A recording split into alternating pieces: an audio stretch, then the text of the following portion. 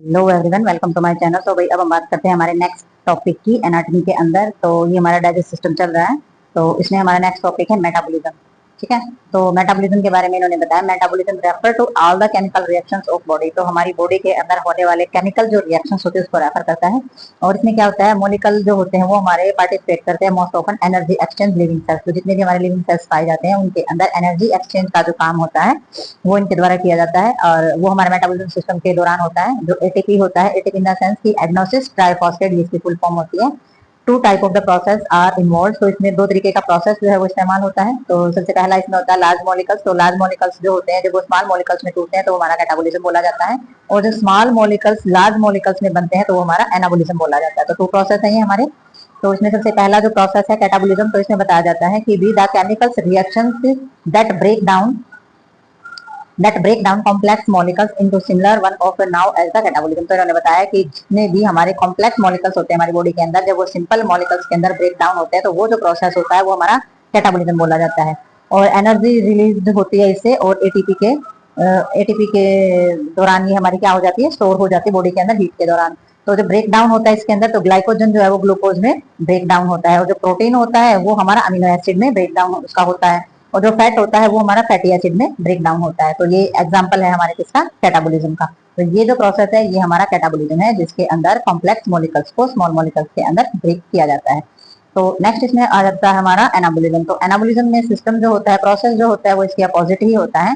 तो एनाबोलिज्म में इन्होंने क्या बताया, केमिकल्स रिएक्शंस जो होता है वो कंबाइन सिंपल मॉलिकल्स जो होते हैं वो कॉम्प्लेक्स मॉलिकल्स में चेंज हो जाते हैं, तो वो हमारा एनाबोलिज्म बोला जाता है। तो ये जो प्रोसेस होता है इसके लिए किस चीज की रिक्वायर होती है, एनर्जी की। तो ये काम करने के लिए इसे एनर्जी प्राप्त करने की जरूरत होती है, जो हमारी ऑब्टेन किससे होती है, एटीपी से। यानी कि जो एटीपी क्या होता है, एडेनोसिस ट्राइफॉस्फेट, यानी कि जो स्टोर की गई है हमारी एनर्जी यानी कि ऊर्जा। तो इसमें जो हमारा केमिकल्स रिएक्शंस होता है वो हमारा डिपेंड होता है एनर्जी ट्रांसफर के ऊपर। और जो कि हमारा मॉलिक्यूल्स जो दूसरे अदर मॉलिक्यूल्स होते हैं उनकी जो एनर्जी ट्रांसफर होती है उसके ऊपर हमारा मॉलिक्यूल रिएक्शंस जो है वो डिपेंड होता है, केमिकल रिएक्शंस जो है वो डिपेंड होता है। तो इसमें एनाबोलिज्म और जो कैटाबोलिज्म है वो हमारे इन्वॉल्व होते हैं इस सीरीज में। किसमें, जो हमारा केमिकल्स रिएक्शंस जो होता है उसके अंदर एनाबोलिज्म और कैटाबोलिज्म दो तरीके के प्रोसेस जो है वो मजबूत होते हैं, माने जाते हैं। और यही होते हैं मेजर की भाई ये हमारा एनाबोलिज्म और कैटाबोलिज्म जो होते हैं यही हमारा केमिकल रिएक्शंस का वर्क कराते हैं। तो ये हमारा मेटाबॉलिक पैथवे जो है वो पाया जाता है। तो आगे देखते हैं हम इसके बारे में। तो वही इसमें हमारी न्यूट्रिशनल वैल्यू जो होती है वो हम इसके अंदर देखेंगे। तो न्यूट्रिशनल वैल्यू के अंदर हमारी आ जाती है जैसे कि कार्बोहाइड्रेट है, प्रोटीन है, फैट है हमारा। तो जो भी हम खाते हैं हमारी डाइट, तो वो हमारी किस तरीके से हमारी जो डाइट होती है वो क्या हमें प्रोवाइड करती है। तो जैसे कि इसमें दे रखा है कि 1 ग्राम ऑफ कार्बोहाइड्रेट, अगर हम 1 ग्राम कार्बोहाइड्रेट लेते तो वो हमें क्या प्रोवाइड करेगा, वो हमारे 17 किलो जूल जो है वो हमें प्रोवाइड करेगा कार्बोहाइड्रेट। यानी कि जो 4 दे रखा है इसमें 4 किलो, ये किलो जूल जो है ये एक अलग इकाई होती है, और 4 kg इकाई तो वही होती है लेकिन जूल की इकाई छोटी होती है और किलो की इकाई जो है बड़ी मानी जाती है। तो 1 ग्राम प्रोटीन जो है वो हमें 17 किलो जूल यानी कि 4 किलो जूल, और 1 ग्राम ऑफ फैट जो प्रोवाइड करेगा हमें 38 किलो जूल यानी कि 9 kg। तो कहने का मतलब ये है कि कार्बोहाइड्रेट और जो प्रोटीन है वो हमें एक जैसी चीजें, एक जैसी जो वॉल्यूम है वो प्रोवाइड करे, लेकिन जो फैट है वो हमें सबसे ज्यादा वॉल्यूम प्रोवाइड करवा रहा है। ठीक है। तो इसमें मेन चीजें जो है देखने वाली यही होती है। तो एनर्जी बैलेंस जो होता है, एनर्जी बैलेंस का मतलब इन्होंने बताया कि हमारी जो बॉडी वेट है का रिमेन जो देखा जाता है, remain when energy of the consumptions in equal to energy productions, but body weight increase when intake of calories increase, the body weight decrease when calorie intake decrease, this lead to deficiency disease। तो energy balance का मतलब क्या कहता है कि हमारी body का जितना भी वजन है उसका सेम जो है वो हमारी एनर्जी कंजप्शन होता है, इक्वल एनर्जी प्रोडक्शन हमारा होता है।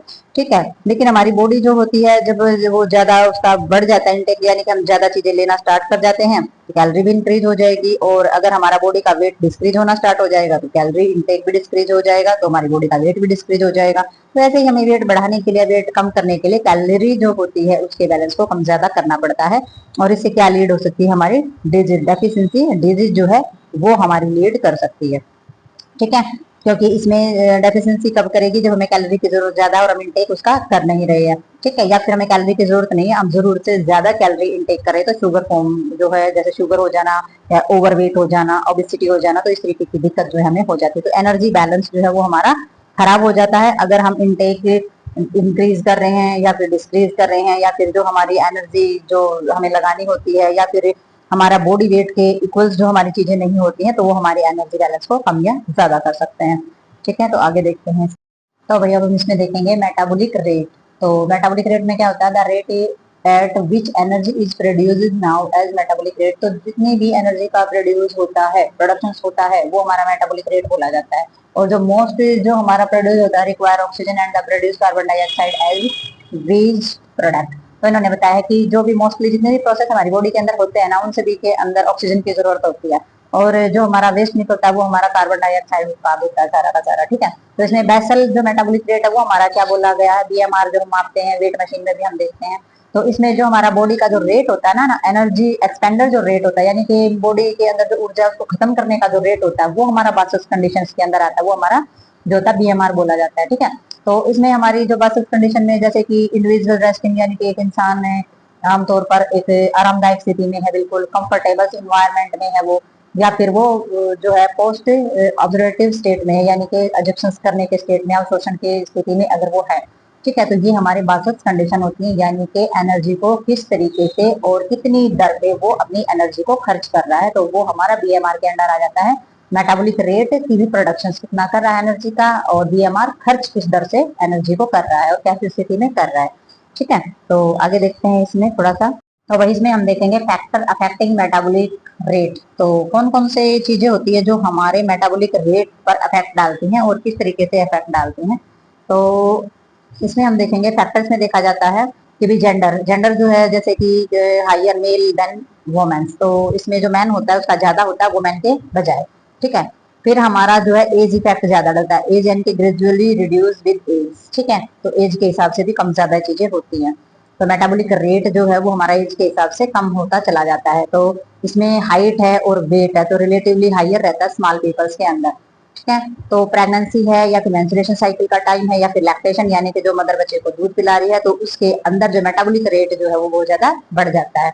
और हमारा इंडाइजेशन, फूड अगर इंडाइजेशन हो रहा है तो भी उसमें रेट हमारा बढ़ जाता है।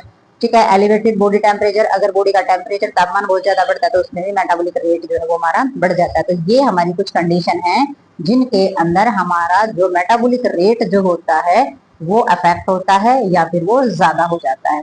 ठीक है, और ये बताया गया है कि वुमेन की बजाय मेन के अंदर जो मेटाबॉलिक रेट होता है वो हमारा हाइयर रहता है।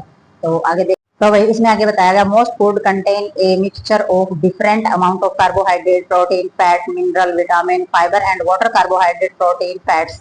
तो इन्होंने बताया कि मोस्ट फूड जो होते हैं वो हमारा अलग अलग चीजों का मिश्रण जो होता है वो हमारा होता है, जिनमें मिश्रण में कौन कौन सी चीजें आ जाते हैं अमाउंट में, कार्बोहाइड्रेट है, प्रोटीन है, हमारा फैट है, मिनरल्स है, जितने भी विटामिन है, फाइबर है। ठीक है, तो वाटर, कार्बोहाइड्रेट्स, प्रोटीन, फैट्स हैं हमारे, यानी कि पानी के अंदर पाए जाने वाले जो हमारे सब्सटेंस है। तो ये सारे के सारे हमारे क्या करते होते हैं, ये हमारा मिक्सचर होता है फूड के अंदर, जो हम फूड खाते हैं तो ये सारे के सारे सब्सटेंसेस उसके अंदर पाए जाते हैं। These are the sources of energy and they are obtained from the variety of food. तो अलग अलग वैरायटी जो हम लेते हैं फूड की, तो उनसे हमें क्या प्राप्त होता है, अलग अलग सोर्सेज से अलग अलग एनर्जी प्राप्त होती है।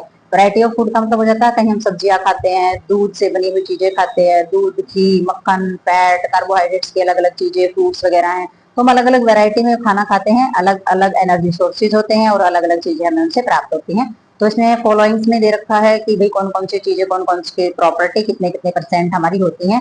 तो प्रोटीन जो है वो 10 से 15%, और फैट जो होता है वो 15 से 30%, और कार्बोहाइड्रेट जो होते हैं वो हमारे 55 से 75% जो है वो होने चाहिए हमारी एक फूड की अच्छी वैरायटी के लिए, और हमारे डाइट, बैलेंस डाइट के लिए, और बॉडी के अच्छे मेटाबॉलिक सिस्टम के लिए हमारी ये चीजें बैलेंस जो है वो होनी चाहिए।